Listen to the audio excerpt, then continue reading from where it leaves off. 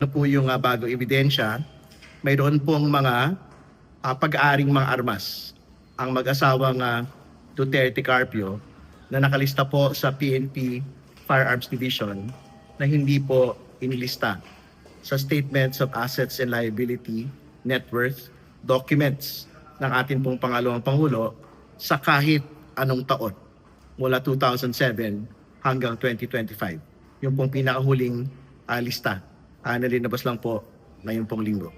So mabigat po ito dahil katulad na binabanggit po natin, siya dating Chief Justice Renato Corona ay na-convict on the basis of non-disclosure of properties sa kanya ko pong SALN.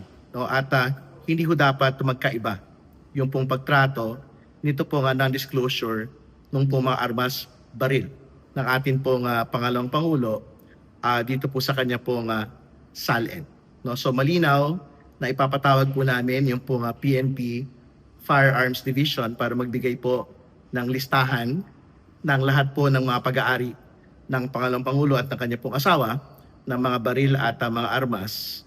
At hihingi rin po tayo ng valuation expert at para maibigay po yung value ng pong kabuuan po ng mga armas na I think hindi po bababa sa 30 firearms na pag-aari po ng mag-asawang Duterte Carpio. At pangalawa, imbitahin din po natin yung pong mga nagbenta ng mga armas sa kanila. Kasi nakalista po naman doon sa PNP Firearms Division yung pong kung sino ho yung seller nito pong mga armas at mga baril po na ito.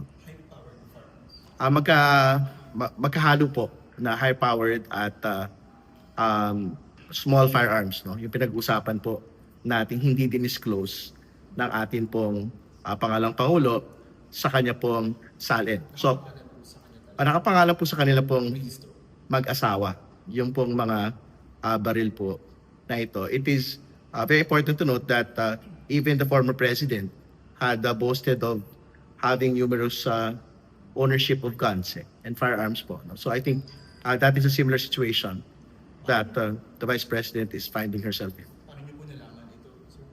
Well, isa ho yan doon sa mga hinahanap na po ng prosecution po no, over the course of ng paghahanda sa paglilitis. No? So, we wanted to do a clean sweep of each and every agency na meron pong regulated list ng pong pag-aari ng lahat ng mga tao. So, isa ho sa mga na-identify yung pong Firearms Division po ng Philippine National Police. Tingin niyo kayang hindiin itong mga hindi na-deklarang mga armas doon sa unexplained wealth article of this impeachment?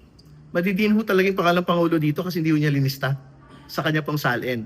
Ang requisite sa pagsusulat po ng SALN po ng kahit sino nga public official, dapat po ay nakalista po ang inyo pong mga pag-aari sa inyo pong SALN. So, ibig sabihin, bukod po doon sa hindi ho pag-declare na cash on hand, cash in bank, no? Sa kanya pong SALN from 2019 to 2025, hindi rin po niya dineklara yung kanya pong pag-aari ng mga armas from 2007 up until 2025. So, I think pagpapalakas po ito doon sa punto ng unexplained wealth at SALN violations. Sir, estimate lang, aabot ba ito ng millions yung halaga nitong mga armas? Yung po pinagsamang dami, million-million po yung pinag-usapan po nating valuation po dito. But again, the point needs to be made, dalawang bagay. It is not just the value of the firearms, it is also the non-disclosure of the firearms ownership in the SALN of the Vice President. So, I asked about